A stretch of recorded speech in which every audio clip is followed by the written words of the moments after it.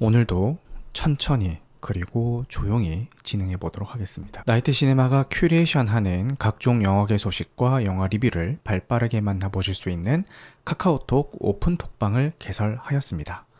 카카오톡 검색에 영화 뉴스를 검색하시면 나오는 발빠른 영화 뉴스와 리뷰방에 입장하시면 됩니다.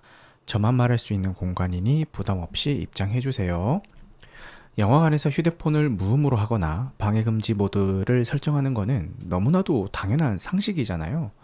그런데 혹시 생각하지도 못했던 이것 때문에 주변 사람들의 몰입을 방해하신 적은 없으신가요? 바로 스마트워치입니다. 나도 모르게 팔짱을 끼거나 팝콘을 집을 때 손목에서 번쩍하고 빛이 나게 됩니다. 그래서 제안드립니다.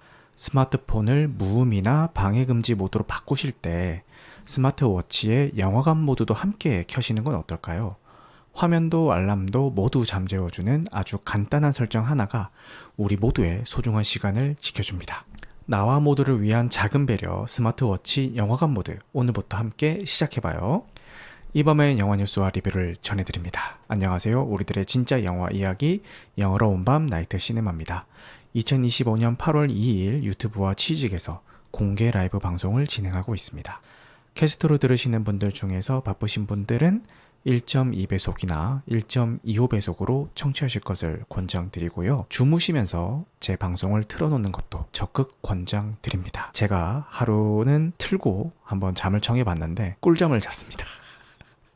잘 때 듣기 좋은 방송이니까요. 많이들 정치 부탁드립니다. 유튜브로 시청하시는 분들은 백그라운드 재생으로 음성만 들으셔도 무방하고요. 유튜브 멤버십 구독하시는 분들은 유튜브 뮤직에서 나이트 시네마 검색해서 들으시면 더 쾌적하게 들으실 수가 있습니다. 추천과 구독은 큰 힘이 되니까요. 잘 부탁드리겠습니다. 나이트 시네마 유튜브 채널 멤버십에 가입해주신 감사한 분들입니다. 바이올렛유님, 달순에스파이님, 나사님, 파인님, 푸파퐁커리님, 초롱이님, 붉은눈의 뻐꾸기님, 김태현님, 임판호님, 각각님, 우엉오뎅님 감사합니다. 하우스님이 팟빵 1면 축하라고 하시는데 네, 이게 사전 예고도 없이 팟빵 메인 화면 최상단 배너에 나이트 시네마가 걸리게 됐습니다. 이게 정말 아무 연락도 없이 불시에 작업이 되어 있더라고요. 저도 오늘 방송 켜기 전에 게임하다가 물론 여러분 이 방송의 긴장감을 풀기 위해서 게임을 한 겁니다. 절대 뭐 방송을 등한시한다거나 그런 게 아닙니다. 방송 켜기 전에 그 사이버펑크가 이번이 아니지 몇 달 전에 확장팩이 나왔습니다. 사이버펑크가. 그래서 이거 언제 사지 기다리고 있는데 지금 플레이스테이션 스토어에 들어가 보시면은 사이버펑크 본편과 확장팩 둘 다 세트 상품을 이제 반값에 팔고 있는 거예요. 본편은 이제 플스4 버전으로 가지고 있었는데 물론 그걸 가지고 있어도 플스5로 할 수가 있지만 어쨌든 가지고 있었는데 디스크 갈아 끼우는 것도 귀찮고 그러던 찰나에 잘됐다 해가지고 그거 사서 그냥 잘 돌아가는지만 봤어요.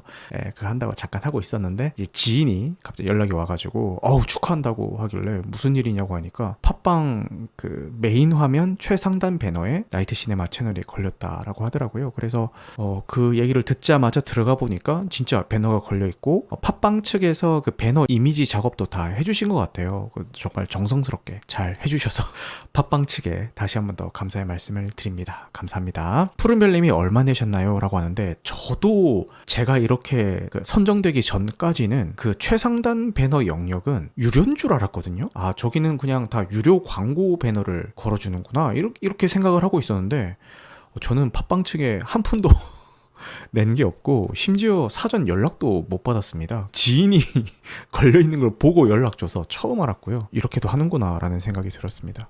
상단에 걸려있는 건 정말 감사한 일이긴 한데 이게 제 채널이 거기에 걸려있는 걸 보면서 무슨 생각이 들었냐면은 이게 사실은 유료 배너의 영역인데 아무도 돈 주고 안 거니까 팟빵 측에서 야 봐봐 이 상단에 이 최상단 배너에 걸리면은 이렇게 구독자도 많이 늘고 조회수도 많이 나와. 며칠 동안 맛보기 한번 해보고 그 달달함을 느꼈으면은 유료로 한번 해봐. 뭐 요런 그 프로모션 성격으로 한번 걸어줬나 싶기도 하고 그러지 않고서야 도저히 해석이 안 되는 왜 하필 내 채널을, 사실 팟빵에서는 이제 구독자가 400명? 이게 사실 뭐 그렇게 많은 편은 아니거든요. 최근에 뭐 예를 들어서 구독자가 뭐 급상승을 했다거나 뭐 그런 거면 또 모르겠는데, 아까 얘기했었던 유료로 그 배너 신청하는 채널이 없으니까 한번 며칠 동안 맛보기 한번 해봐라, 이게 아니면은 도저히 설명이 되지가 않습니다. 그냥 그렇게 이해하도록 하겠습니다. 푸르벨님이 해줘도 난리냐고. 아니, 너무 궁금했어요. 왜 하필 내 채널을 걸어준 걸까? 이게 생각하다 보니까 뭐 거기까지 생각이 갔습니다. 푸른별님이 라이브는 못하지만 사펑은 한다 이 말이야 라고. 아니, 다시 말씀드리겠습니다. 50% 할인을 하길래 잘 돌아가나 그냥 확인만 해봤어요. 확인만 해봤습니다. 평소보다 천천히 말씀하시는 듯이라고 하시는데 의도된 겁니다. 네. 의도적으로 이 정도 속도로 말하려고 노력하고 있고요. 아마 앞으로도 계속 이 정도 속도로 이야기를 할 겁니다. 답답하시다고요? 그런가요? 그러면은 다른 분들도 좀 답답하신가요? 왜냐면은 제가 스스로 모니터링 한다라고 들어봤을 때 이 정도 속도가 제일 듣기 편하더라고요, 저는. 그래서 이렇게 좀 천천히 또박또박 이야기하고 있는데, 이거 말 속도 관련해서는 이야기가 계속 나오고 있습니다. 지금 푸른별님은 답답하다라고 말씀하시는데, 다른 분들은 너무 빨라서 밤에 듣는 나이트 시네마인데 정신사납다 라고 말씀하시는 분도 계셔가지고, 사실 어느 장단에 맞춰야 될지 잘 모르겠을 때는 지금 푸른별님이 말씀하신 것처럼 저 하고 싶은 대로 하는 게 정답이더라고요. 그래서 저 하고 싶은 대로 한번 해보도록 하겠습니다. 자, 이제 팟빵 댓글을 읽어보겠습니다. 닉네임 흉내 집바귀님께서 녹화도 맛이 있네요. 어색한 침묵이 없잖아요. 중간중간에 지금 어느 스케줄, 예를 들어서 지금은 영화 뉴스를 하고 있습니다, 이런 식으로 밝히시면은 막연히 듣고 있지 않게 해주리라고 봅니다. 목소리가 너무 좋고 위트 있는 멘트가 좋았습니다. 감사해요. 나이트 시네마 구독하고 갑니다. 그리고 그 영화 스크린샷을 하나 첨부를 해주셨는데, 첨부하는 것은 vidsee.com과 제휴한 시네마허브 코리아에서 관람한 영화입니다. 말레이시아 영화인데 제가 번지수를 잘못 찾았나요? 이렇게 댓글을 남겨주셨습니다. 일단 너무 반갑고요. 네, 구독해주시고 칭찬도 많이 해주셔서 감사합니다. 제가 엔간하면은 라이브 방송을 하려고 노력을 하고 있는데, 일정상 여의치 않을 때는 녹화 방송이라도 올려서 주 1회 업로드를 유지하려고 노력 중입니다. 그 노력을 알아주시는 댓글 같아서 너무 감사하네요. 중간중간에 지금 진행하고 있는 코너가 뭐다라고 짚어달라고 말씀을 하셨는데, 제가 이번 대본을 쓸 때 중간중간에 어디에다가 그 멘트를 넣어야 될까 고민을 해봤는데 이게 좀 어색하더라고요. 그러니까 일단 제 코너 하나하나의 길이가 그렇게 길지가 않습니다. 아무리 길어도 10분을 넘기지가 않아요. 그렇기 때문에 굳이 한 5분마다 지금은 영화 뉴스를 전달해 드리고 있습니다. 이 얘기하는 것도 좀 어색하고 해서, 그렇죠? 그래서 그냥 현행 유지를 하겠습니다. 그래도 좋은 의견 감사합니다. 말레이시아 영화 스샷을 첨부를 해주셨는데 이게 제목을 안 써주셔서 이 스크린샷만으로는 어떤 작품인지 유추하기가 힘드네요. 다음에 제목을 댓글로 남겨주시면은 제가 어떤 영화인지 한번 찾아보도록 하겠습니다. 감사합니다. 그리고 파랑일님이 넷플릭스 내부에서는 K-POP 데몬 헌터스를 넷플릭스판 겨울왕국이라고 인식하고 그에 준하는 프랜차이즈로 키울 계획이라고 합니다. 정말 대박이군요 라고 남겨주셨습니다. 요즘 K-POP 데몬 헌터스에 대한 긍정적인 기사가 매일 터져나오고 있습니다. 한국을 소재로 하고 있는 이 작품이 이렇게까지 많은 사랑을 받고 있다는 게 정말 이 세계에 온 기분이 들고요. 이게 시리즈화랑 실사화를 검토 중이라는 그런 뉴스가 있던데, 시리즈는 좀 기대가 되고요, 실사화는 우려가 됩니다. 네, 아무튼 이 IP를 잘 발전시켜 나가주기를 바라겠습니다. 그리고 또 파랑일님이 날씨가 너무 더우니까 영화 예매한 것도 취소하고 안 가게 되네요. 영화는 보고 싶은데 영화관까지 가는 게 힘듭니다. 매드가이즈2는 취소할까 말까 고민하다가 그냥 봤는데 콘스탄틴은 취소하고 다른 날로 미뤘습니다. 덥기만 하면 괜찮은데 습기까지 심하니까 공기가 한중만 같아요. 무더위 정말 쉽지 않습니다. 라고 남겨주셨고요. 더워서 영화 예매 취소하신 그 마음 100번, 1000번 이해하고요.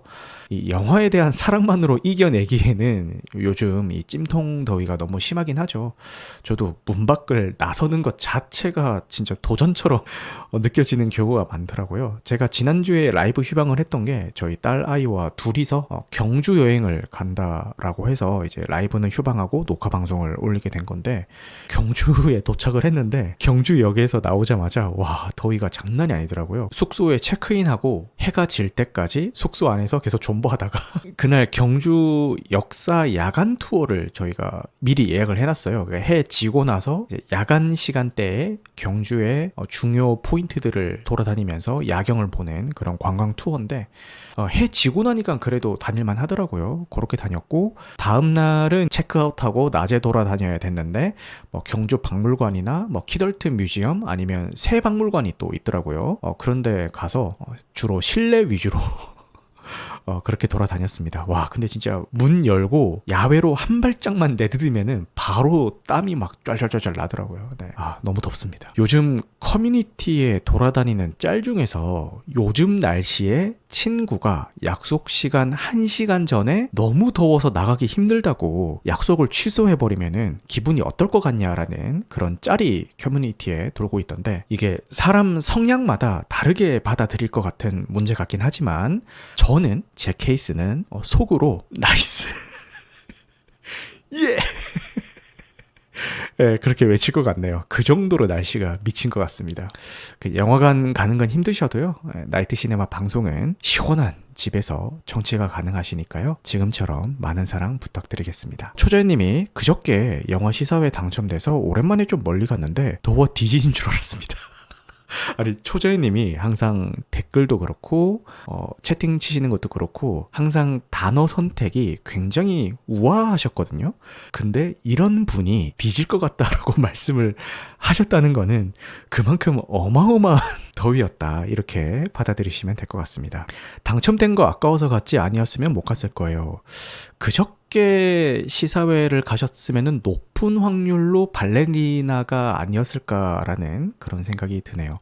저도 당첨이 됐는데 그 경주 여행 기간에 당첨이 된 거예요. 그래서 이제 당첨 연락 온 곳에 죄송한데 못 갈 것 같다, 다른 분에게 기회를 드리면 좋을 것 같다, 이렇게 좀 양해를 드렸습니다. 정말 아쉽더라고요. 이 발레리나 이야기는 이따가 개봉작 소개할 때 좀 더 해보도록 하겠습니다.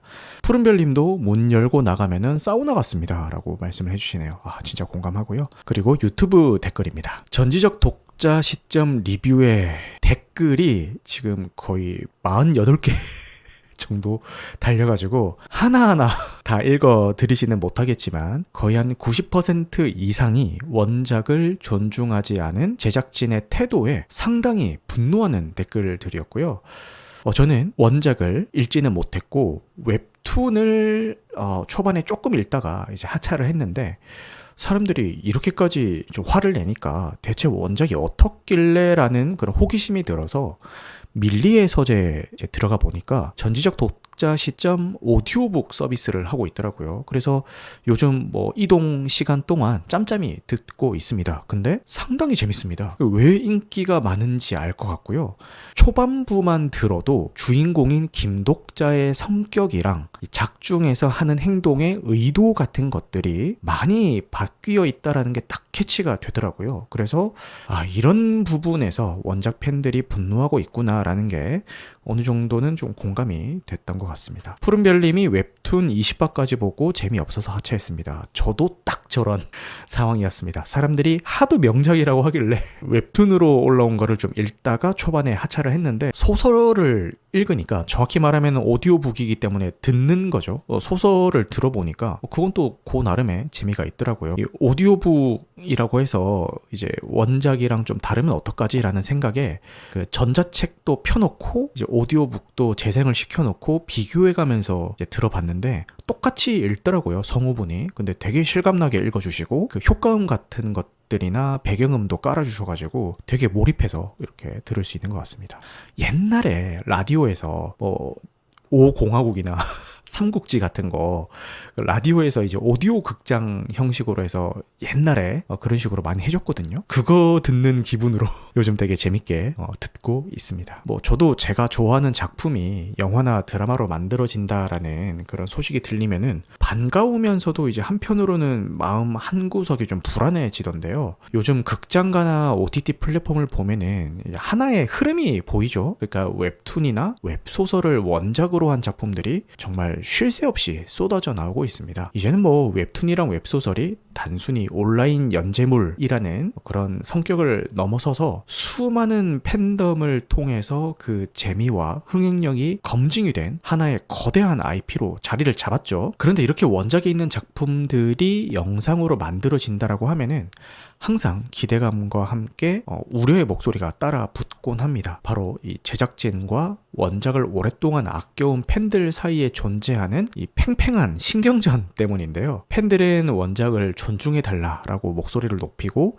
제작진은 영상 매체만의 특성이 있다라고 이야기를 하면서 이런 신경전이 벌어지는 것 같습니다. 이 작품의 세계관을 구성하는 핵심 설정과 뭐 캐릭터의 고유한 성격 그리고 서사를 관통하는 어떤 정서 같은 것들이 원작 팬들에게는 정말 중요한 요소거든요. 그래서 이런 요소들이 영상화 과정에서 희미해지거나 변질되는 것에 민감하게 반응하고 이거를 원작 훼손이라고 이야기를 하는 거죠. 반면 제작진의 입장은 또 다릅니다. 영상은 글이나 그림과는 문법이 다르잖아요. 그래서 방대한 분량의 원작을 한정된 상영 시간 안에 압축을 해야 되고 상상 속에서만 존재하던 장면들을 시각적으로 구현을 해야 됩니다. 이 과정에서 각색은 피할 수 없는 선택이라는 이야기죠. 더 폭넓은 관객 측을 사로잡기 위해서 복잡한 설정을 단순화시킨다거나 극적인 긴장감을 위해서 새로운 인물을 투입하기도 하죠. 때로는 원작의 메시지를 좀 더 선명하게 전달하기 위해서 의도적으로 변주를 가하기도 합니다. 이런 필연적인 각색이 원작 팬들의 기대와 충돌하면서 논란이 시작되는 것 같습니다. 팬들의 거센 비판에 직면했었던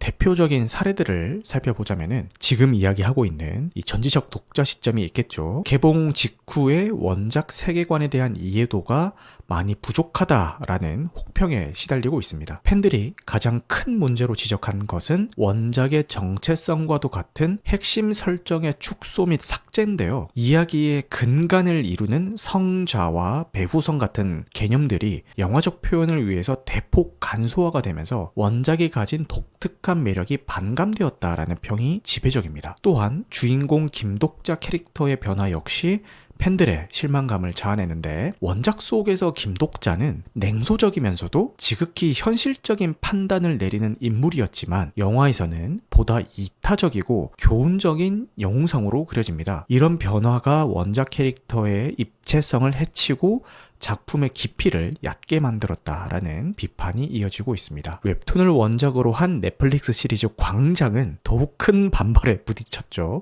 가장 큰 논란은 웹툰의 상징이자 제목의 유래가 된 광장 전투 장면이 통째로 삭제됐다라는 점인데요. 팬들에게는 이 작품의 하이라이트와도 같았던 장면이 사라지니까 핵심을 완전히 놓쳤다라는 비판이 쏟아지고 있습니다. 이 시리즈를 다 보고 나서도 왜 제목이 광장인지 모르겠다 라는 이야기가 있을 정도죠. 여기에 원작에는 없던 새로운 인물이 추가되면서 기존의 핵심 인물들이 서사에서 소외되는 문제까지 발생했습니다. 이거는 단순히 이야기를 바꾸는 게 아니라 원작이 말하고자 했던 주제의식과 정서를 완전히 다른 방향으로 가져가 버렸다라는 평가를 받고 있더라고요. 논란이 거세지니까 감독이 직접 나서서 각색의 의도를 해명해야 될 정도로 팬들의 반발이 심각했죠. 그리고 좀 옛날 작품이긴 한데 그런데 재벌집 막내 아들 역시 높은 시청률과 화제성을 기록은 했지만 원작 소설 팬들에게는 아쉬움을 남긴 작품입니다. 특히 드라마의 결말은 원작과 완전히 다른 길을 걸었고요. 큰 논쟁을 불러일으켰죠. 원작의 핵심적인 재미는 주인공이 두 번째 삶을 통해서 자신을 죽음으로 내몬 가문에게 통쾌하게 복수하는 카타르시스에 있었습니다. 하지만 드라마는 이 모든 과정을 꿈으로 마무리하면서 복수 서사가 가진 장르적 쾌감을 스스로 부정해버린 겁니다. 이는 결국 15회 동안 쌓아 올린 서사의 개연성을 무너뜨리고 원작의 정체성을 잃어버렸다라는 비판으로 이어졌습니다. 그런데 모든 각색이 실패의 길을 걷는 건 아닙니다. 디즈니 플러스의 무빙은 원작 팬과 새로운 시청자 모두를 사로잡았고요. 성공적인 영상화의 모범 사례로 평가받습니다. 무빙의 성공 비결은 명확합니다. 바로 원작자인 강풀 작가가 직접 드라마의 각본을 집필했다라는 점입니다. 누구보다 그 세계관과 캐릭터를 깊이 이해하는 원작자가 직접 각색에 참여하자 놀라운 시너지가 발생을 한 거죠. 강풀 작가는 원작의 핵심적인 정서와 매력은 그대로 유지하면서도 원작에서 미처 다루지 못했던 부모 세대의 이야기와 같은 새로운 서사를 덧붙여서 세계관을 더욱 풍성하고 입체적으로 확장했습니다. 무빙의 성공은 원작을 가장 잘 아는 사람이 각색을 주도했을 때 원작 존중과 창의적인 변주가 얼마나 성공적으로 조화를 이룰 수 있는지를 증명하는 중요한 선례가 됐습니다. 지금 하우스님이 파이는 나름 분위기 좋던데 무빙도 반응 좋았고 라고 말씀해 주시는데 지금 디즈니 플러스에서 공개되고 있는 드라마 파인을 말씀해 주시는 것 같아요. 이것도 윤태호 작가의 웹툰을 원작으로 하고 있죠. M장기획 채널에 윤태호 작가가 나와서 인터뷰하는 걸 들어보니까 시리즈화를 할 때 윤태호 작가가 뭐 깊숙이 관여한 건 아니지만 시리즈화를 시키고 있는 그 제작진의 의도를 충분히 존중을 하지만 그럼에도 제작 현장에도 꾸준히 방문을 하시고 감독님과 대화도 많이 나누셨다라고 말씀을 하시더라고요. 근데 거의 뭐 변주 없이 원작 그대로 가고 있죠. 그래서 그런지 저도 드라마 굉장히 재밌게 보고 있고요. 요즘 그 파인 언제 공개되나 기다리는 그 재미로 보고 있는 것 같습니다. 어떤 분들은 대체 사건이 언제 일어나냐 뭐 이런 식으로 좀 답답하다, 전개가 느린 것 같다 이렇게 얘기를 하시던데 사실 제가 느끼는 파인의 매력은 실제 뭔가 범죄가 막 벌어지고 이런 이 서스펜스에서 주는 게 아니라 그 범죄에 가담하려고 하는 여러 인간 군상들이 어떻게 얽히고 설키는지를 보는 그 재미가 있다라고 저는 생각을 해서 그런 면에서 정말 재밌게 보고 있습니다. 윤호가 표준어를 벌이다니 연기력이 급상승했다라고 요즘 윤호가 이건 첫 번째 레슨 이걸로 한번 뜨더니 이 파인에서 또 연기력을 또 입증을 해주고 있더라고요. 저는 이 전라도 사투리를 잘 모르니까 이게 얼마나 잘 네이티브처럼 하는지는 잘 모르는데 각종 매체에서 진짜 그 토종 찐 전라도 사투리를 윤호가 구사를 하고 있다 이렇게 평가를 하시더라고요. 그래서 아 저게 잘하는 거구나 하면서 네, 그렇게 보고 있습니다. 좀 TMI인데 윤호랑 저랑 동갑입니다. 친구가 잘 되니까 보기 좋네요. 웹툰과 웹소설의 영상화는 이제 거스를 수 없는 거대한 흐름입니다. 이 흐름 속에서 성공적인 결과를 만들어내기 위해서는 제작진과 팬덤 사이의 이해와 소통이 그 어느 때보다 중요해졌습니다. 제작진은 원작의 어떤 지점이 팬들을 열광하게 만들었는지에 대한 깊이 있는 분석과 존중의 태도를 가져야 하고요. 이 팬들이 원하는 것은 글자 하나, 그림 한 장까지 똑같이 옮겨놓은 복사 붙여넣기가 아니라 매체의 변화에 따른 각색의 필요성은 충분히 이해하되 작품의 핵심적인 정신과 매력만큼은 훼손하지 않기를 바라는 거죠. 결국 원작의 깊은 이해를 바탕으로 영상 매체만이 가진 강점을 더할 때 비로소 원작 팬과 새로운 관객들 모두를 만족시키는 작품이 탄생할 수 있는 것 같습니다. 무빙의 사례처럼 원작자와의 적극적인 협업과 소통은 이 까다로운 과제를 해결할 가장 효과적인 열쇠가 될 것 같네요. 여러분들이 꼽으시는 최고의 각색 작품이 뭔지 궁금한데 각자 머릿속으로 생각하시는 작품이 하나씩 다 있을 것 같은데 개인적으로는 영화 올드보이입니다. 원작 만화책에서 소재만 따오고 주요 전개는 다 각색을 했던데 영화를 보고 너무 좋아서 원작 만화책을 구해서 읽었거든요. 근데 더럽게 재미없다. 와, 이 내용에서 저 영화를 뽑아냈다고 싶을 정도로 정말 더럽게 재미없더라고요. 원작 만화책은 아예 내용이 거의 달라요. 내용이 많이 다릅니다. 그런 얘기가 아니에요. 최고의 각색 작품이 아닌가 라는 그런 생각이 들었습니다. 설국열차도 잘 뽑은 것 같습니다. 맞아요. 설국열차도 제가 알기로는 그 설정과 컨셉만 가져오고 그 안에서 일어나는 이야기들은 다 이제 창조를 한 거죠. 콘클라베, 그쵸. 제가 알기로 콘클라베도 이제 원작 소설이 있는 걸로 알고 있는데 끝내주게 잘 만들었죠. 맞습니다. 그러고 보면은 지금 재개봉한 콘스탄틴도 원래 DC 코믹스잖아요. 그거를 영화로 잘 각색한 그런 작품이 아닌가 싶고, 하얀 거탑도 원작이 소설이에요? 저 몰랐어요. 지금 알았네. 일본 소설이 원작이군요. 저 지금 알았어요. 이야, 새로운 정보 감사합니다. 댓글 읽기 하다가 잠시 딴 길로 샜는데 자, 이제 판타스틱4 리뷰에 달린 댓글입니다. 푸른별님이 판타스틱4는 제목 그대로 페이지 6의 새로운 출발을 알리는 좋은 영화였습니다. 마블 영화 꾸준히 봐왔던 분들은 알 겁니다. 최근 몇 년간 쓰레기 같았던 마블 영화들에 비하면 얼마나 선녀였는지라고 남겨주셨고요. 용가님은 그래도 전형적인 히어로 영화가 아니라 가족 느낌이 나서 좋았습니다 라고 남겨주셨고요. 갑숑님은 빌런이 너무 감정도 약하고 타노스에 비해서 빌런치고는 너무 게으르고 가족들의 화합하고 희생하려는 장면들이 왜 그렇게 어색했을까요? 아이가 소중하고 그랬으면은 시간을 내서 본인 손으로 할 법도 한데 모든 일을 로봇에게 시키고 애기 데려가니까 급 억지 감동에 하모니 음악으로 때우고 웃기려고 했던 부분도 어색하고 이래저래 실망했습니다. 좋았던 부분은 저도 찾고 싶습니다. 마블 영화 좋아하는데 아쉬운 마음에 주저리 써봅니다 라고 남겨주셨고, 이도용님은 T 입장에서 보는 내내 괴롭기만 했습니다 라고 말씀하신 다음에 스포일러를 쭉 써주셔서 요거는 스킵하겠습니다. 그리고 DK님도 재미없었음, 갤럭투스랑 실버서퍼가 안쓰러울 지경, 스토리가 산으로 감, 보는 내내 내가 이걸 왜 보고 있지 현타가 왔음이라고 말씀하시고 뒤에 스포일러를 쭉 써주셨네요. 제가 리뷰하면서도 호불호가 많이 갈릴 것 같다 이렇게 말씀을 드렸는데, 실제로 지금 달아주신 여러 댓글뿐만 아니라 주변의 반응도 호불호가 많이 갈리고 있더라고요. 저는 장점도 있고 단점도 있어서 그냥저냥 볼만했다 이런 입장이고, 푸른별님의 감상이랑 윤가님의 감상 쪽에 조금 더 가까운 것 같아요. 그래도 이 정도면은 이 정도면 이게 어디야 이런 그런 생각으로 봤던 것 같기는 해요. 해외에서는 또 흥행 기록을 쓰고 있더라고요. 그러니까 슈퍼맨도 그렇고 판타스틱4도 그렇고 국내와 해외의 이 흥행 체감이 갈리는 영화들이 점점 많아지고 있다라는 그런 기분이 듭니다. 그리고 근황 토크는 첫 번째로 7월 결산을 한번 해보겠습니다. 저도 7월 한 달 동안 부지런히 극장과 OTT에서 여러 영화들을 만났는데, 제가 이번 달에 봤던 영화들 중 가장 좋았던 작품과 가장 아쉬웠던 작품을 이야기해보고 댓글로 남겨주신 청취자분들의 베스트와 워스트도 살펴보도록 하겠습니다. 제가 7월에 워스트로 선정한 작품은 전지적 독자 시점이고요.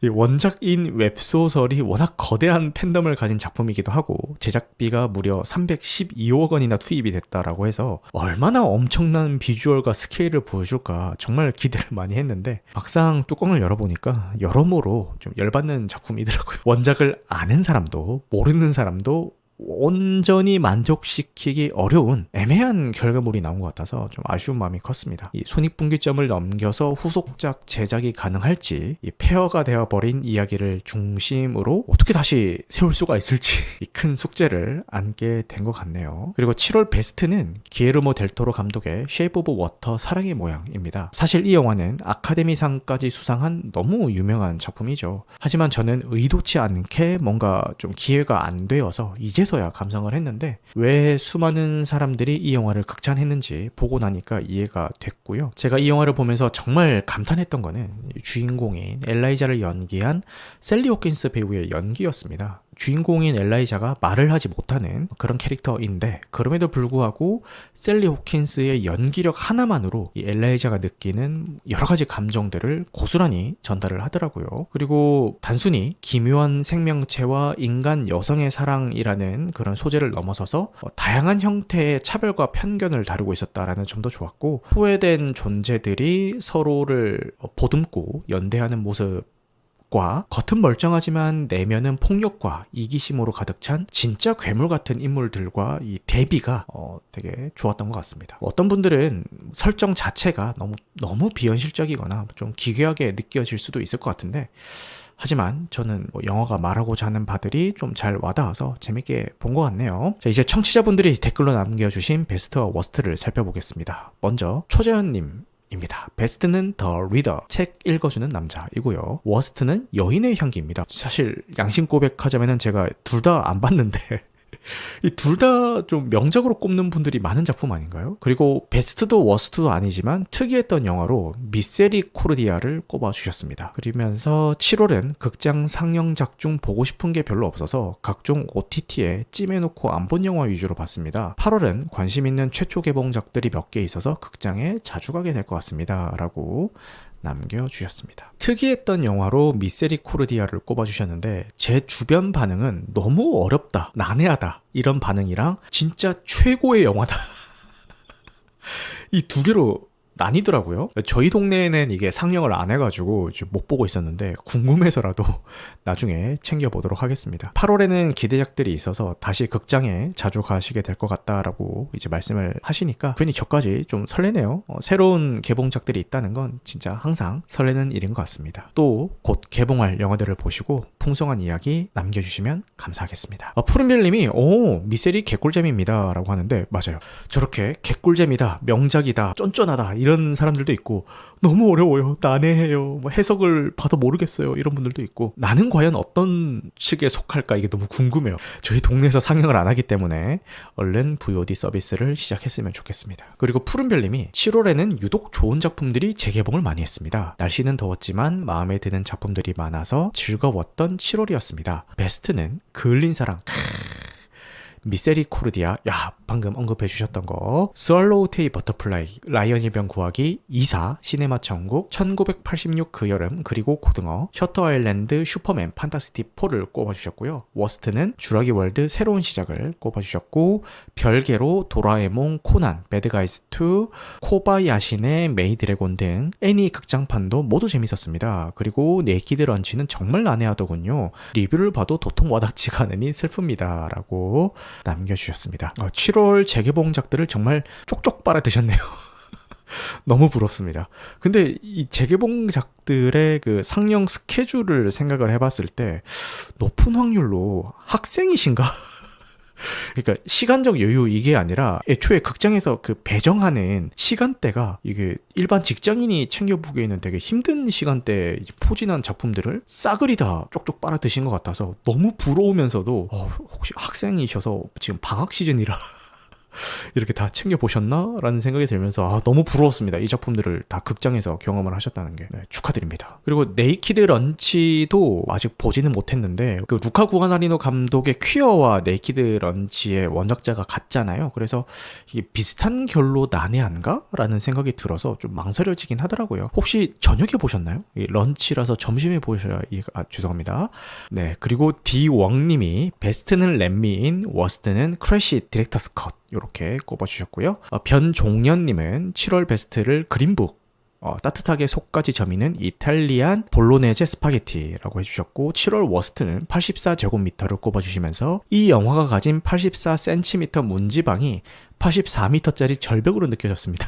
라고 남겨주셨습니다. 네, 이렇게 7월 결산은 마치고요. 그리고 꼭 감사 인사를 드리고 싶은 분이 계셔서 언급하고 진행을 해보겠습니다. 지난 나이트 시네마 4주년 때 거액의 도네이션을 해주신 분이 계세요. 근데 제가 이 4년 동안 방송을 하면서 받아본 단일 도네이션 중에서는 가장 큰 금액이라서 저도 당황스러워가지고 처음에 너무 죄송한 마음에 처음에 돌려드렸어요. 액수가 너무 크니까 부담스럽기도 하고 죄송스럽기도 해서 다시 돌려드렸는데 이게 주신 분이 너무 서운해 하시더라고요. 이거를 제가 받지 않았다라는 사실에 대해서 굉장히 좀 서운해 하시더라고요. 그래서 좀 여러 이야기를 나누다가 그냥 결국 감사한 마음으로 그냥 받기로 했습니다. 아무래도 방송을 위해서 쓰는 게 맞는 것 같아가지고 이번 4주년 행사를 진행하면서 솔직히 제 사비가 적지 않게 들어갔는데 보내주신 후원 덕분에 정말 크게 보탬이 돼서 이번 4주년 행사 잘 마칠 수 있었습니다. 보내주신 응원 정말 진심으로 감사드리고요. 어디에 뭐 어떻게 썼고 요거는 제가 개인적으로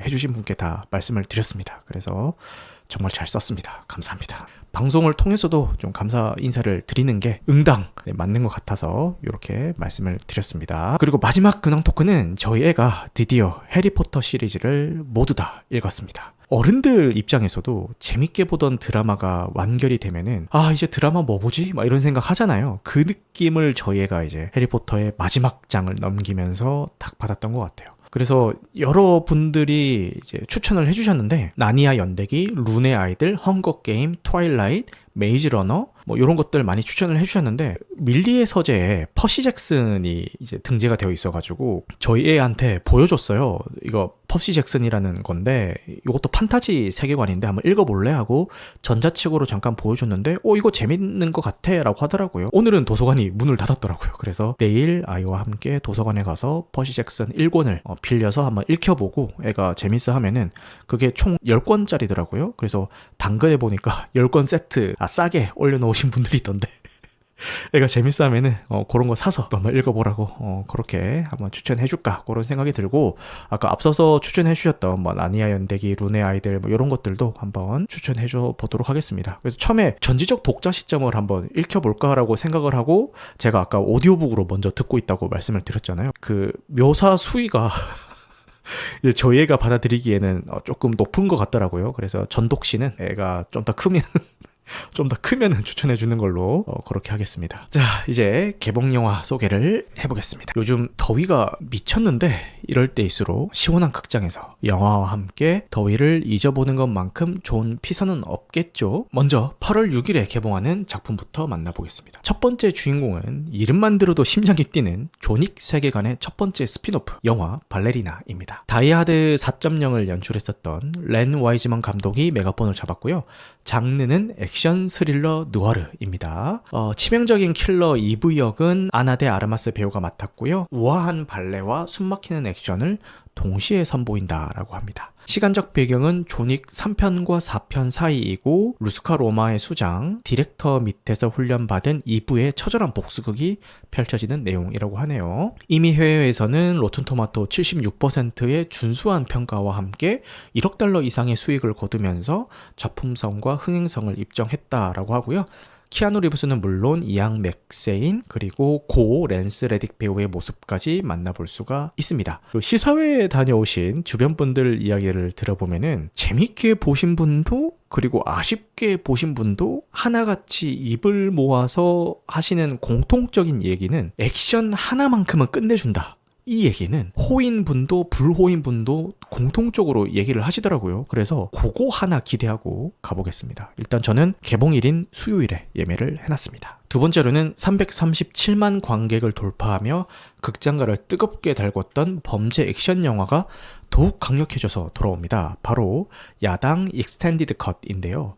이번 확장판은 15분이 추가돼서 총 138분의 러닝타임으로 돌아왔습니다. 단순히 뭐 몇 장면 추가하고 이런 게 아니라 이야기의 관점 자체를 유해진 배우가 연기하는 검사 구간이의 시선으로 재구성했다라고 하고요. 팝콘 영화로는 훌륭한 작품이었으니까 야당을 재밌게 보신 분도 아직 못 보신 분들도 이번 기회에 보시면 좋을 것 같습니다. 이런 대작들 사이에서 작지만 단단한 힘으로 우리의 마음을 두드릴 영화도 있습니다. 국내외 유수영화제가 먼저 알아본 화제작 수연의 선율입니다. 유일한 가족인 할머니를 잃고 홀로 남겨진 13살 소녀 수연이 스스로 새로운 가족을 찾아 나서면서 벌어지는 이야기입니다. 완벽해 보이는 한 가족에게 입양되기 위해서 애쓰던 수연이 그 가족의 비밀과 마주하게 되는 미스터리와 스릴러가 가미된 흥미로운 성장 드라마라고 하네요. 부산국제영화제에서 2관왕을 차지하면서 작품성을 입증했고요.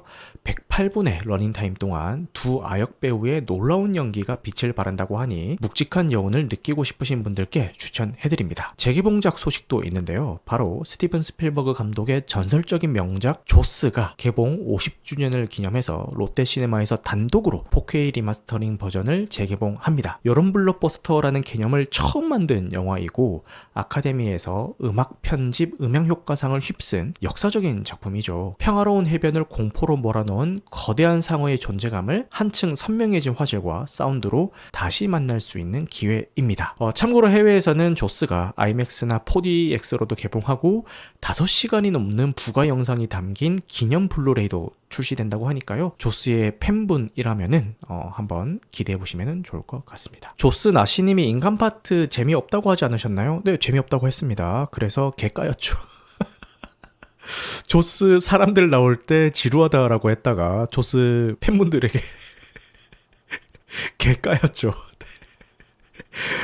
그렇습니다. 8월 8일 금요일에는 또 다른 분위기의 기대작이 메가박스에서 단독으로 개봉합니다. 패스트 라이브즈의 셀린송 감독이 신작 로맨틱 코미디로 돌아왔습니다. 머티리얼리스트입니다. 다코타 존슨, 크리스 에반스, 페드로 파스칼이라는 화려한 배우진만으로도 이미 기대가 큰데요. 사랑을 믿지만 현실적인 조건도 놓칠 수 없는 뉴욕의 커플 매니저가 모든 걸 갖춘 이상적인 남자와 가난하지만 진심을 다했던 옛 연인 사이에서 갈등하는 이야기라고 하네요. 러닝타임은 116분이고요. 해외에서 먼저 공개된 후 로튼토마토 신선도 80% 이상의 높은 점수를 받으며 찬사를 받고 있습니다. 개인적으로 이게 기대작인데 상영 시간대가 저희 동네에 너무 없어가지고 무리해서라도 극장에서 볼지 VOD 서비스를 기다릴지 아직 고민 중입니다. 이제 영화뉴스 시간입니다. 먼저 통계청에서 5년마다 발표하는 생활시간 조사의 2024년 결과가 공개가 됐습니다. 이 조사가 뭐냐면은 말 그대로 우리 국민들이 하루 24시간을 어떻게 활용하고 있는지를 아주 세세하게 들여다보는 조사인데 전국에 있는 정말 많은 분들을 대상으로 조사를 했기 때문에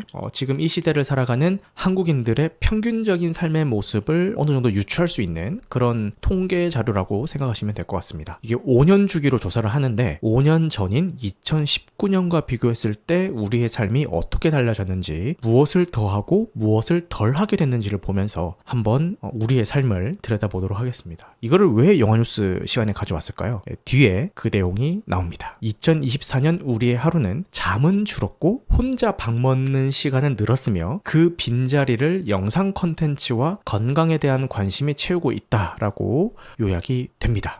이번 조사에서 가장 극적인 변화는 바로 수면 시간이었는데요. 2024년 우리 국민의 하루 평균 수면 시간은 8시간 4분으로 조사가 됐는데 이게 5년 전보다 8분이나 줄어든 수치입니다. 근데 8분 줄어든 거 가지고 라고 생각하실 수도 있겠지만 정말 중요한 것은 이게 이 조사가 처음 시작이 된 1999년 이후로 처음으로 수면 시간이 줄어든 거라고 하네요. 그동안은 조금씩이라도 계속 늘어왔는데 사상 최초로 감소세에 들어가게 된 거다라고 합니다. 특히 평일 수면 시간은 7시간 45분에 불과해서 많은 분들이 주말에 잠을 몰아자는 방식으로 부족한 잠을 보충하고 있다라는 것도 알 수 있었습니다. 근데 단순히 잠자는 시간이 줄어든 것보다 더 씁쓸하게 다가왔던 것은 잠의 질이 나빠졌다는 건데요. 불면증을 겪고 있다고 답한 분들이 11.9%나 되는데 5년 전이 7.3%였어요. 정말 많이 늘어난 수치죠. 잠자리에 누워서도 쉽게 잠들지 못하고 뒤척이는 시간이 평균적으로 32분이나 된다라고 합니다. 식사 풍경도 많이 달라졌는데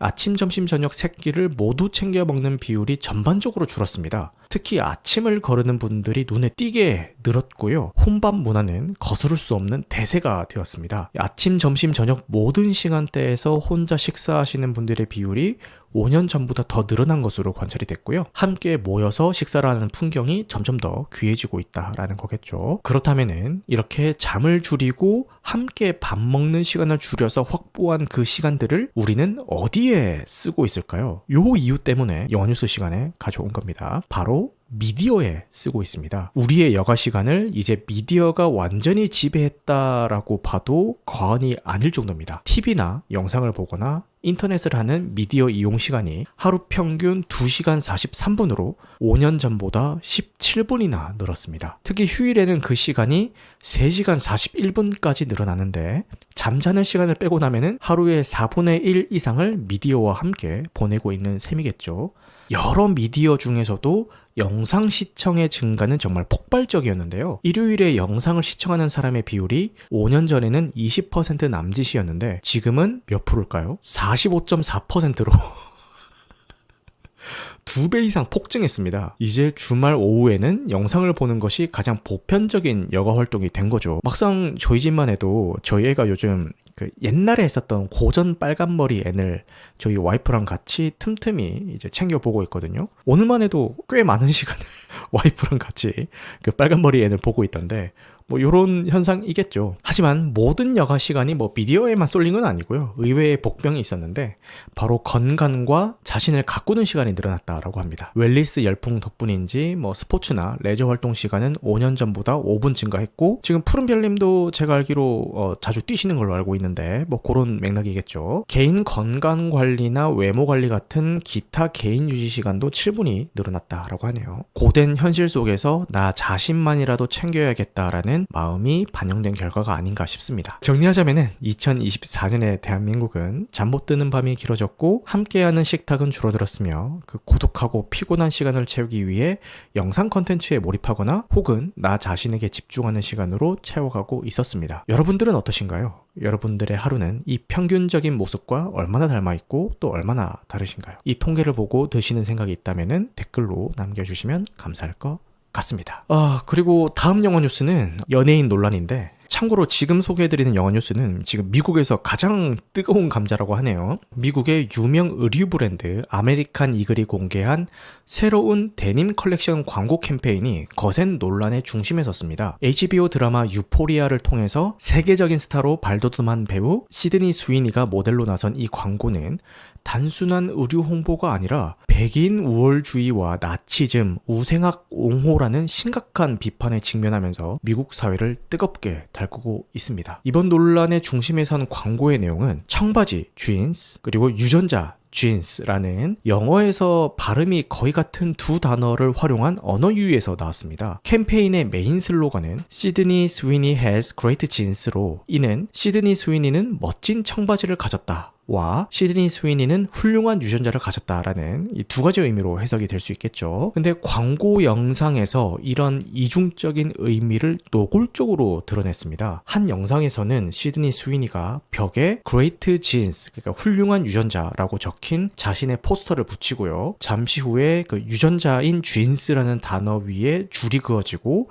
그 아래에 청바지 Jeans라는 단어가 나타나면서 언어 유희를 시각적으로 강조합니다. 더 직접적인 논란을 일으킨 건 다른 영상인데요. 영상 속에서 시드니 스위니는 유전자는 부모에게서 자식에게로 전해지며 우리의 머리카락색, 성격, 심지어 눈동자 색까지 결정하죠 라고 이야기를 합니다. 이 대사와 함께 카메라는 그녀의 파란색 눈동자를 클로즈업하고 곧이어 그녀는 My jeans are blue, 그러니까 내 청바지는 파란색이에요 라고 이제 덧붙이게 되는 거죠. 근데 이게 다른 의미로 하자면은 내 유전자는 파란색이다 뭐 이런 식이 되겠죠. 눈동자 색깔을 의미해서. 그 광고가 공개되자마자 소셜미디어를 중심으로 비판의 목소리가 터져나오기 시작했습니다. 수많은 네티즌과 일부 문화평론가들은 이 광고가 단순한 말장난이 아니라 위험한 메시지를 내포하고 있다라고 지적을 했는데 비판의 핵심은 훌륭한 유전자, 그러니까 Great Genes라는 표현과 함께 금발, 파란색 눈을 가진 백인 여성인 시드니 스위니를 전면에 내세운 연출 방식이었습니다. 이는 특정 유전적 형질, 즉 백인의 신체적인 특징이 더 우월하다라는 인식을 무의식적으로 심어줄 수 있다라는 해석으로 이어졌습니다. 특히 이런 표현은 20세기 초 유럽과 미국을 휩쓸었던 우생학이나 나치의 프로파간다를 연상시킨다는 점에서 심각한 문제로 받아들여졌습니다. 소셜미디어에서는 이것은 노골적인 나치 프로파간다다, 파란 눈은 우월한 유전자라는 공식을 대놓고 보여주는 것 아니냐라는 격양된 반응들이 쏟아져 나왔고 NBC, 워싱턴 포스트와 같은 미국의 주요 언론들도 이 문제를 비중 있게 조명하면서 논란을 확산시켰습니다. 특히 NBC 방송은 논평을 통해서 명백히 해롭고 위험하기까지 한 광고에 참여한 그녀의 의지가 실망스럽다라고 지표적으로 비판을 했죠. 물론 모든 사람이 이 광고를 비판적으로 보는 건 아닙니다. 일부 보수 성향의 여론들은 이런 비판이 캔슬 컬처의 또 다른 사례이자 소위 좌파들의 과민 반응에 불과하다라고 일축을 했고요. 그들은 이건 그저 청바지를 팔기 위한 광고일 뿐이다, 정치적 역사적 의미를 부여하는 것 자체가 과도한 해석이다라고 반박을 했습니다. 광고를 옹호하는 측은 브랜드와 배우 모두에게 의도된 인종주의는 없었으며 이는 단순히 언어 유희와 유머 그리고 유명인의 신체적 특성을 활용한 마케팅 전략일 뿐이다 라고 주장을 했죠. 심지어 트럼프 행정부 시절에 백악관 소통 책임자를 지냈던 한 인사는 바로 이런 식의 반응 때문에 미국인들이 트럼프에게 표를 던진 것이라며 비판 여론 자체를 정치적으로 공격하는 입장을 보이기도 했습니다. 이번 논란이 이토록 커진 데에는 몇 가지 배경이 존재하는데요. 첫 번째는 모델인 시드니 스위니가 과거에 겪었던 정치적 논란입니다. 그녀는 2022년 어머니의 생일 파티에서 찍은 사진을 공개했는데 사진 속의 한 참석자가 도널드 트럼프 대통령의 선거 슬로건인 Make America Great Again 문구가 적힌 모자를 쓰고 있어서 구설수에 오른 바가 있습니다. 당시 스위니는 파티가 정치적 행사로 비치는 것을 경계했지만 이 사건으로 인해서 일부 대중에게 그녀는 특정 정치 성향과 연결된 인물로 각인이 됐습니다. 이러한 과거의 이미지는 이번 유전자 광고 논란을 더욱 민감하게 받아들이는 기폭제가 됐죠. 둘째로 이 논란은 오늘날 미국 사회가 겪고 있는 문화적인 분열과 맞닿아 있습니다. 한쪽에서는 인종적, 문화적 다양성과 포용성을 중요한 가치로 여기는 반면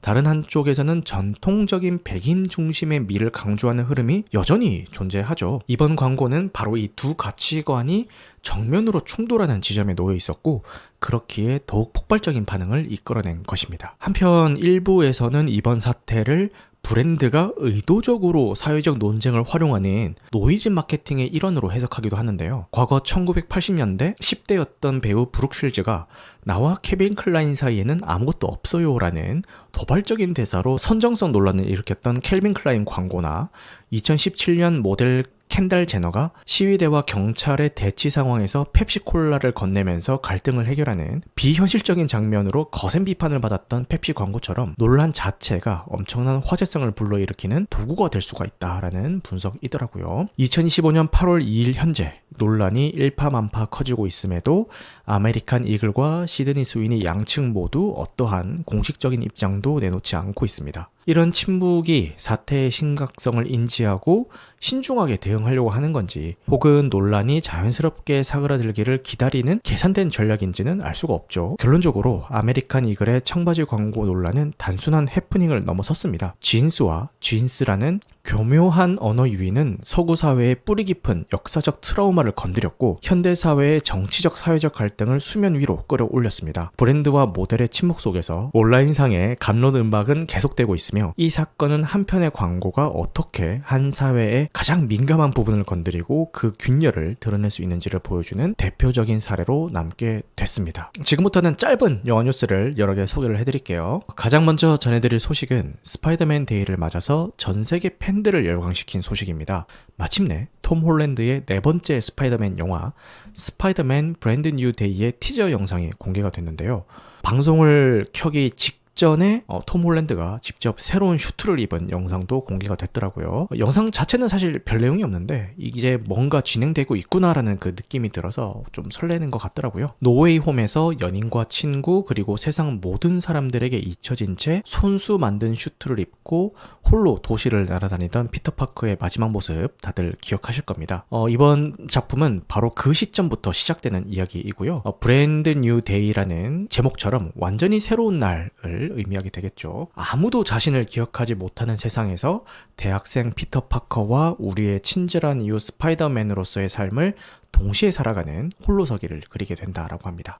근데 감독이 살짝 불안한데 샹치와 텐린즈의 정서를 감독했었던 데스틴 데니얼 크레튼 감독이 메가폰을 잡았다라고 하네요. 그리고 이전에 홈커밍 3부작의 각본을 책임졌었던 각본가들이 다시 한번 뭉쳤다라고 합니다. 개봉일은 2026년 7월 31일로 확정이 됐고 이제 본격적인 촬영에 들어갔다라고 합니다. 이번 작품의 가장 큰 특징은 바로 스트리트 레벨 히어로로서의 복귀인데요. 우주적인 재앙이나 다중우주의 위협이 아니라 뉴욕이라는 도시거리에서 벌어지는 범죄에 맞서는 모습이 집중된다라고 하고요. 반가운 동료들의 이름이 들려옵니다. 이미 MCU에서 스파이더맨과의 인연을 맺었던 변호사 맷 머독, 찰리 콕스가 연기하는 데어데블이 합류하고요. 여기에 존 번탈이 연기하는 퍼니셔까지 등장할 것으로 알려져서 팬들의 기대감을 증폭시키고 있습니다.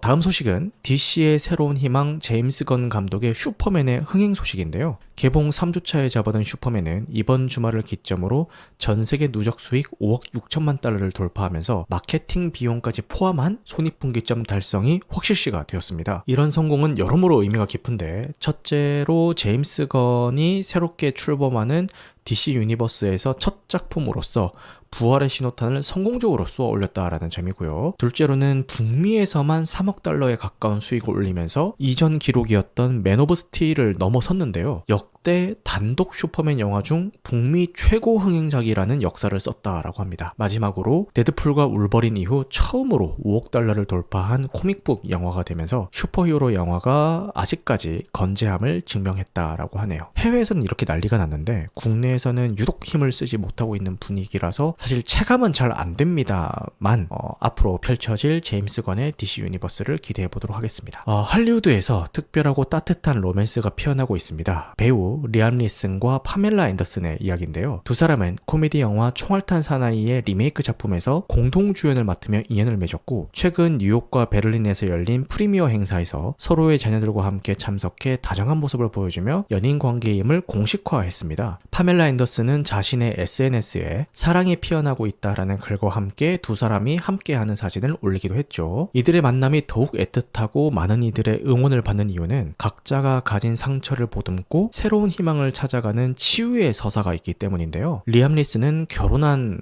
아내이자 동료 배우였던 나타샤 리처드슨을 불의의 스키석으로 떠나보내고 16년이라는 긴 시간 동안 슬픔 속에서 홀로 두 아들을 키워왔습니다. 파멜라 앤더슨 역시 전 남편과의 떠들썩했던 결혼 생활과 사생활 스캔들로 인해서 마음의 상처를 겪었어야 했죠. 그렇게 오랜 시간 아픔을 간직했던 두 사람이 서로에게 기댈 수 있는 어깨가 되어주는 모습에서 팬들은 진정한 사랑이 주는 위로와 희망이라며 따뜻한 박수를 보내고 있습니다. 할리우드의 새로운 커플 소식은 또 이어집니다. 최근 이혼의 아픔을 딛고 새 출발에 나선 제시카 알바가 12살 연하의 배우 데니 라미레즈와 다정한 키스를 나누는 모습이 포착이 됐습니다. MCU에서 새로운 팔콘 역을 맡았던 그 배우죠. 지인으로 지내다가 최근 연인으로 발전했으며 아직은 조심스럽게 서로를 알아가는 초기 단계라고 하네요. 조심스럽게 알아가는 초기 단계에서 키가를 하면 야, 역시 헐리우드는 다릅니다. 그죠? 자, 이제 기대작 소식도 알아보도록 하겠습니다. 먼저 기에르모 델 토로 감독의 수건 사업인 프랑켄슈타인 소식인데요. 오는 2025년 11월 넷플릭스를 통해서 공개 예정이고 R등급이라고 하네요. 델 토로 감독은 이 작품이 자신의 인생에서 가장 개인적인 프로젝트라고 밝혔고, 창조주 빅터 프랑켄슈타인이 아니라 이름 없는 피조물의 시점에서 그의 감정적인 내면과 비극을 파고들 것이다 라고 인터뷰를 했습니다.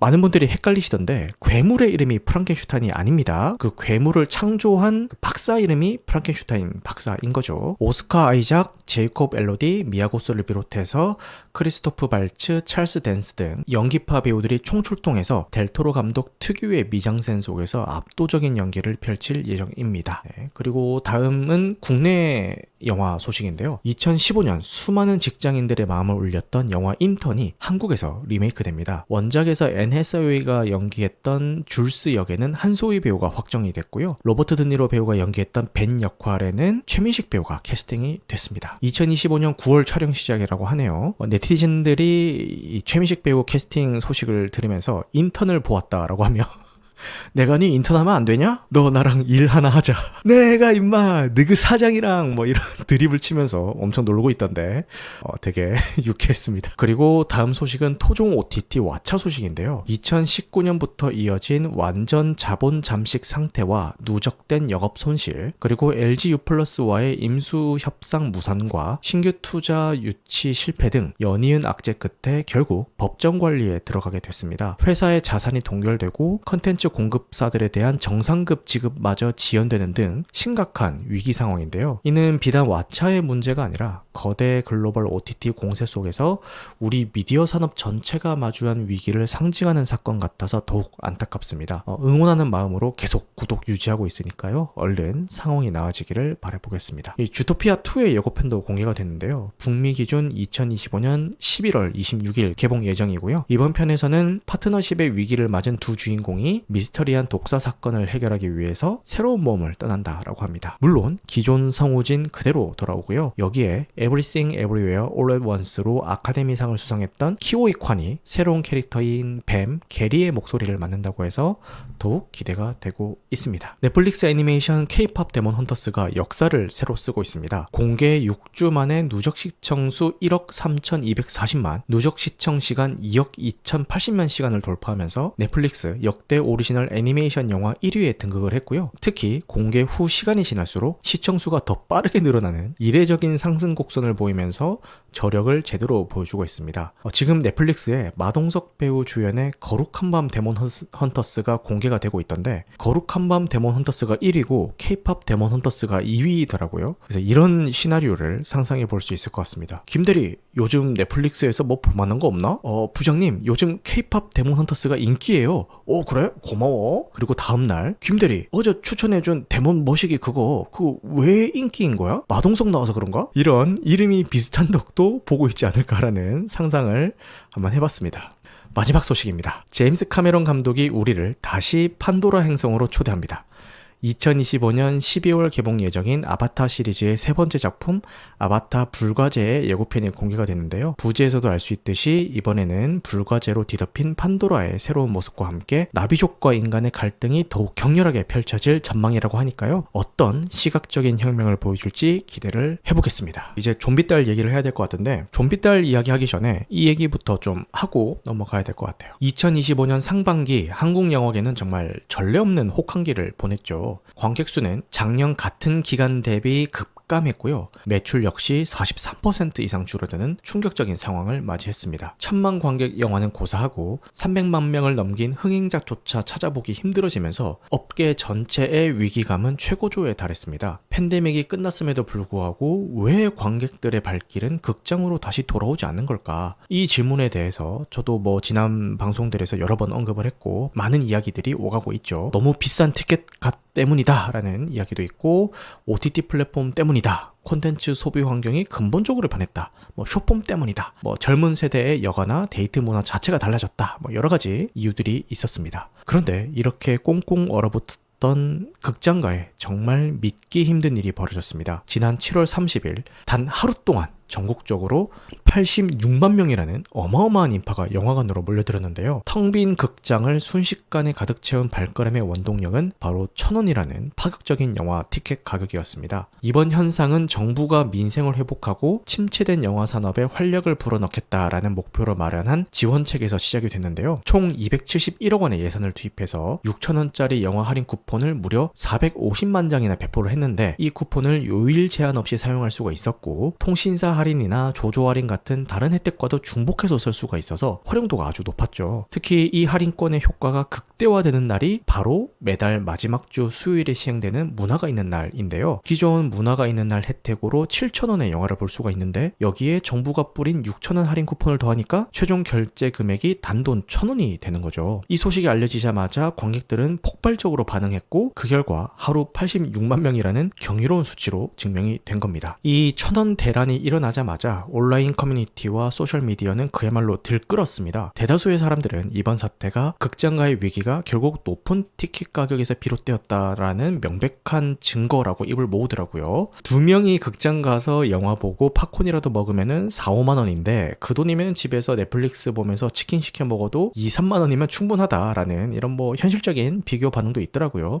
예전에는 한 달에 2-3편씩 부담 없이 봤는데, 이제는 정말 보고 싶은 확실한 영화 한 편만 아주 아주 신중하게 고르게 된다라는 이야기는 뭐 심심찮게 나오고 있습니다. 결국 싸니까 가는 거를 증명한 셈이다와 같은 직설적인 반응들이 나오고 있는데 이런 이야기가 나오고 있다라는 그 자체가 그동안 소비자들의 마음속에서 억눌려 왔던 저항 심리가 좀 많이 컸구나 뭐 이 정도는 생각이 됐습니다. 물론 관객들이 불만이 단순히 가격에만 머물렀던 건 아니고요. 비싼 값을 치르면서도 만족스럽지 못한 관람 환경 역시 극장에서 발을 돌리게 만드는 이유로 지적이 됐죠. 일부에서는 극장 업계가 자신들의 문제를 돌아보기보다는 관객 감소의 원인을 무조건 OTT 탓으로만 돌린다라면서 아니란 태도를 비판하기도 했는데요. 특히 재수 없으면 같은 상영관에 빌런이 등장하는 리스크가 너무 크다라는 의견도 많은 공감을 받고 있더라고요. 영화가 상영되는 내내 스마트폰 만지는 사람, 뭐 대화를 하는 사람, 여름철에는 불쾌한 냄새를 풍기는 사람, 그런 사람들과 몇 시간을 함께 해야 되는 그 고통은 비싼 돈을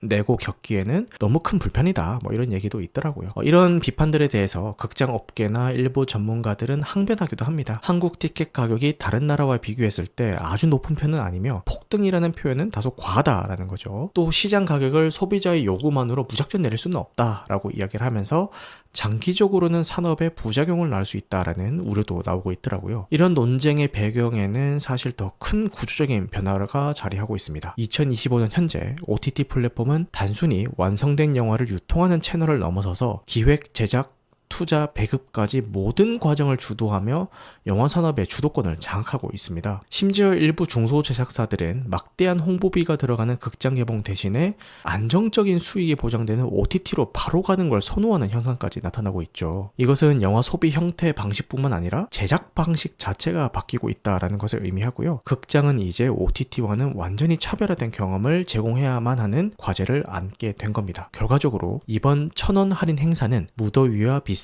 가격에 지쳐서 극장과 멀어졌던 관객들의 발걸음을 되돌리는 데는 성공을 했습니다. 많은 분들이 바라시고 저 역시 바라고 있는 것처럼 이번 현상이 단순히 일회성 이벤트로 끝나지는 않았으면 좋겠습니다. 지금 토요일이잖아요. 좀비딸이 개봉하고 첫 주말인데 좀비딸 토요일 관객 수를 한번 보겠습니다. 자, 오늘 하루 동안 몇 명이 들었을까요? 오늘 하루 동안 47만 명이 좀비딸 오늘 하루 동안 토요일 하루 동안 47만 명이 봐서 오늘 아침에 100만 관객 돌파 그 짤이 떴는데 지금 누적 관객 수 145만 명을 기록을 했습니다. 이따가도 말씀드릴 거지만 손익분기가 220만이거든요. 그냥 넘겠는데 지금 소름 돋았어. 와. 그래서 이 현상이 단순히 일회성 이벤트로 끝나지 않았으면 좋겠습니다. 많은 분들이 다 그렇게 염원하고 계실 거라고 생각을 합니다. 이어서 소개해드릴 작품이 필 감성 감독의 영화 좀비딸인데요. 앞서 소개해드린 천원 관람 찬스의 최대 수의 작품이었죠. 개봉 첫날에만 무려 43만 관객을 동원하는 기염을 토했는데 이는 2025년 국내 오프닝 스코어 최고 기록을 가지고 있었던 미션 임파서블 파이널 레코닝은 물론이고 1600만 관객을 동원했었던 역대 코미디 흥행작 극한 직업의 오프닝 스코어마저 뛰어넘는 그야말로 엄청난 신기록입니다. 물론 천원 관람 찬스라는 치트키가 있기는 했지만 아무리 1,000원으로 볼 수 있다고 하더라도 솔직히 보기 싫으면 그냥 안 보거든요.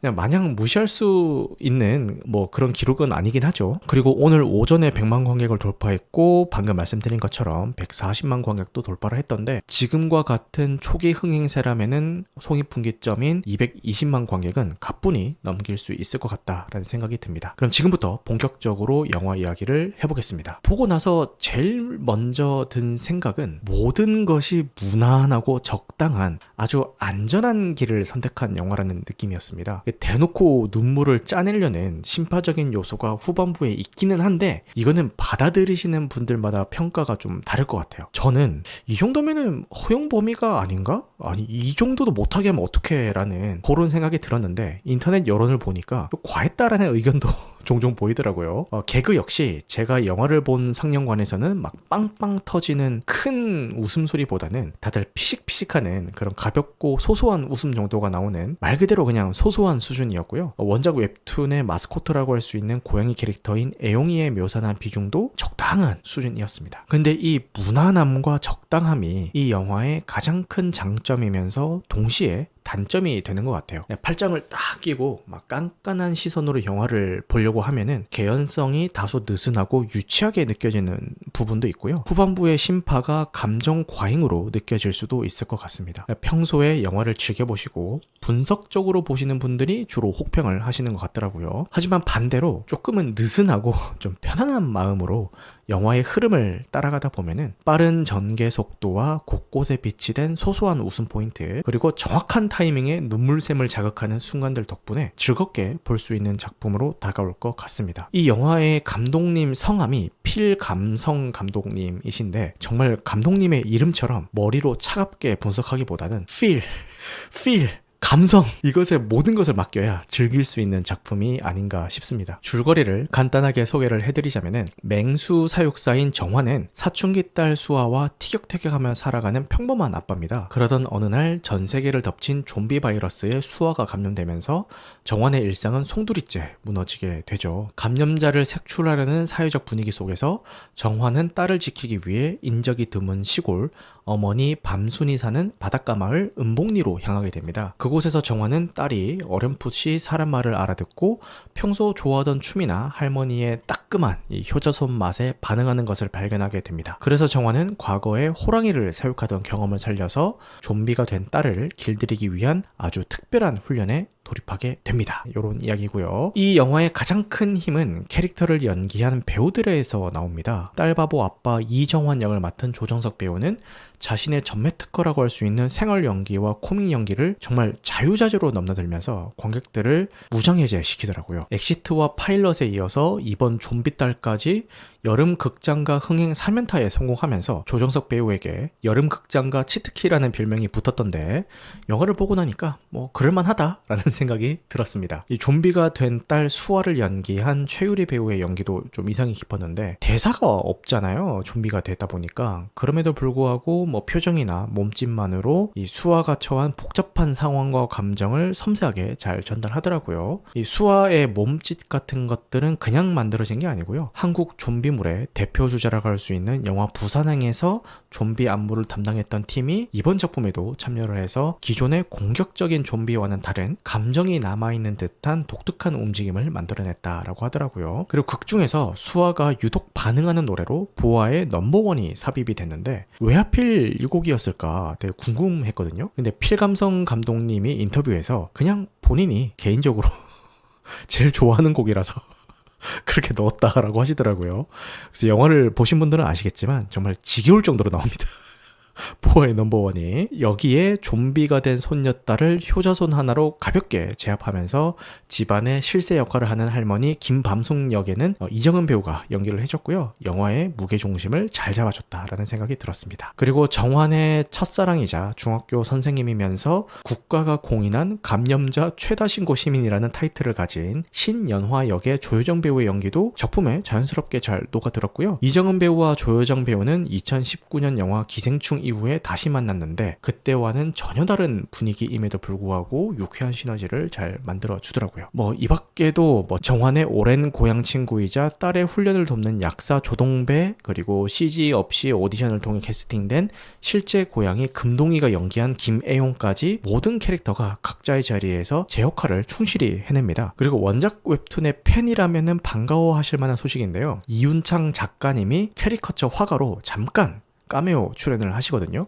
근데 어떻게 생기셨는지 몰라도 그냥 영화를 보다 보면은 아, 저분이 원작자겠구나 싶은 장면이 딱 나옵니다. 그래서 원작 팬 입장에서는 상당히 반갑더라고요. 그래서 이 영화는 좀비라는 소재를 겉에 두르고 있지만 그 속을 들여다보면은 사실은 사춘기 딸을 대하는 아버지의 이야기로 보이더라고요. 도무지 속을 알 수 없는 행동만 하고 세상과 단절된 채 자신만의 세계에 빠져있는 이 딸의 모습이 좀비라는 극단적인 설정을 빌렸을 뿐이지, 사실 우리 주변의 모든 사춘기 자녀와 부모의 모습과도 닮아있다라는 생각이 들었습니다. 이런 시선으로 영화를 보면은 아버지가 딸을 포기하고 무시하지 않고 어떻게든 소통하려고 하는 그 모든 과정이 단순한 코미디가 아니라 이 시대의 모든 부모님들의 눈물겨운 고군분투처럼 느껴져서 더 깊은 공감대가 형성이 됐던 것 같습니다. 솔직히 말씀드리자면은 극장에 들어가기 전까지는 그냥 가벼운 마음으로 웃고 나올 생각이었거든요. 근데 예고편이나 시놉시스만 봐도 딱 그 유쾌한 코미디 영화잖아요. 제가 본 상영관이 거의 만석이었는데 이럴 때는 상영관에서 몇 명만 빵빵 터져줘도 그 웃음이 전염이 돼서 다 같이 웃으면서 재밌게 볼 수 있단 말이에요. 저는 그거를 기대하고 이제 극장을 찾았거든요. 근데 영화가 끝나고 상영관에 불이 켜졌을 때 극장 안은 웃음소리가 아니라 훌쩍이는 소리로 가득 차 있었습니다. 근데 물론 저도 눈이 퉁퉁 부을 정도로 엄청 오열하다가 나왔고요. 처음에는 좀 부끄러워가지고 이제 몰래 눈물을 이렇게 닦아내면서 보다가 나중에 보니까 그냥 뭐 사방팔방 다 울고 있길래 저도 그냥 포기하고 그냥 눈치 안 보고 마음껏 울다가 나왔습니다. 그러니까 아버지와 딸의 이야기는 저한테 있어서는 거의 뭐 치트키나 다름없어가지고 후반부로 갈수록 걷잡을 수 없이 막 눈물이 터지더라고요. 실제로 제가 영화를 보던 그 상영관에서도 저희 아버지 뻘 되어 보이시는 어르신께서 손수건으로 눈물을 막 연신 닦으면서 보시던데 그 장면을 보는 순간 이 영화는 완성도를 떠나서 무조건 흥행은 하겠구나라는 확신이 들었습니다. 그리고 그 다음날 부서에서 회식을 하는데 이 천원관람 프로모션 덕분인지 평소에 영화를 잘 안 보시는 부서분들까지도 좀비딸을 봤다라고 얘기를 하시더라고요. 근데 하나같이 다들 기대 이상으로 너무 재밌었다라고 이렇게 말씀하시는 걸 들으면서 야 이거 진짜 흥행하겠구나. 제가 늘 얘기하죠. 극장이 살고 영화가 잘 되려면은 맨날 극장 가는 사람들이 가서는 의미가 없다. 평소에 극장에 잘 안 가던 사람들이 극장에 가서 영화를 보게 만드는 게 중요한 거다라고 늘 얘기를 하는데 평소에 뭐 극장 잘 안 가시는 그런 분들도 좀비딸 보면서 너무 재밌었다라고 이야기하는 걸 들으면서 무조건 손익분기점은 넘기겠구나라는 확신이 들었습니다. 이 부성이라는 보편적인 감성은 세대를 가리지 않고 마음을 움직이는 강력한 소재인 것 같기도 합니다. 물론 앞서 말씀드렸던 것처럼 이 개연성을 촘촘하게 따지기 시작하면 굉장히 유치하게 느껴지거나 아쉬운 부분이 분명히 있습니다. 하지만 이 영화는 그런 논리적인 분석을 하면서 감상하시기보다는 인물들의 감정선을 편안하게 따라갈 때 더 큰 재미와 감동을 느낄 수 있는 작품인 것 같아요. 정리하자면 영화 좀비딸은 아주 영리하게 대중의 마음을 공략하는 방법을 선택한 상업영화입니다. 눈물과 웃음을 무난하게 잘 엮여냈고요. 부성애라는 보편적인 감성을 통해서 관객들의 마음을 움직이는 법을 정확히 알고 있다는 느낌이 들었습니다. 촘촘한 완성도를 기대하시는 분들에게는 다소 실망스러울 수가 있겠지만 오랜만에 가족과 함께 혹은 부모님과 함께 극장에서 편안하게 보실 수 있는 영화를 찾으신다면 좋은 선택이 될 거라고 생각합니다. 조정석 배우의 전작이었던 파일럿이 470만 관객을 동원했던 것을 생각을 하면은 이 작품도 그와 비슷하거나 더 높은 흥행을 기록하지 않을까라는 예측을 해봅니다. 영화를 보신 분들이 계신다면 어떻게 느끼셨는지 댓글로 자유롭게 의견을 남겨주시면 감사하겠습니다. 제가 유튜브 채널에 올린 좀비딸 후기글에 달린 댓글인데요.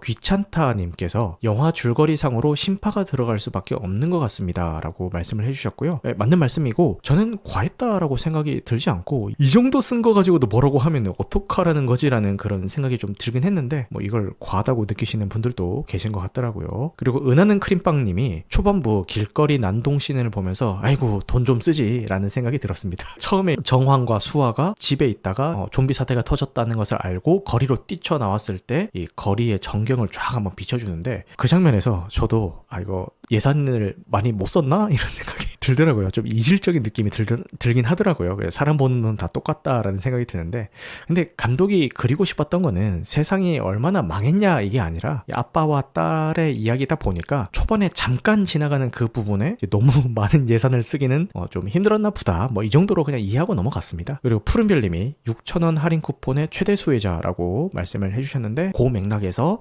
도입부에 열심히 설명을 했죠. 초자연님이 헉 그렇게 슬픈가요? 라고 하는데 저는 어땠냐면은 막 슬픈 장면이 나와요. 그래서 이거 눈물이 나올 것 같은데 이 정도는 참을 수 있을 것 같아 라는 생각이 들어서 안 울고 잘 넘겼구나 하자마자 바로 야 이래도 안 울어? 이것도 한번 참아보시지 막 이런 식으로 막 들어와가지고 바로 막 이렇게 울게 되더라고요. 윤가님도 2,000원 해봐서 너무 만족했습니다 라고 말씀하셨고, 골라님이 다음 수혜자가 될 영화는 어떤 영화가 될지 궁금합니다 라고 하는데, 다음 주에 발레리나가 개봉하고 그 다음 주가 뭐 악마가 이사 왔다였나? 그런 것들도 좀 흥행했으면 좋겠습니다. 초조현님이 저는 영화관에서 울면 창피해서 억지로 참습니다. 저도 창피하고요. 제가 창피함을 몰라서 안 참은 게 아니라니까요. 저도 창피한데 이게 창피한 감정보다 슬픈 감정이 더 막 치고 올라와서 막 어쩔 수 없이 울게 됐던 것 같아요. 자, 오늘 준비했던 내용은 여기까지입니다. 늦은 시간까지 함께 해주셔서 감사하고요. 오늘 방송한 내용은 편집 과정을 거쳐서 유튜브와 각종 팟캐스트 플랫폼에 업로드될 예정입니다. 무편집본은 유튜브 멤버십 월 1990원 혹은 팟빵에서 건당 300원에 청취 가능하십니다. 여러분들 영화 같은 밤 되시길 바라겠습니다. 감사합니다.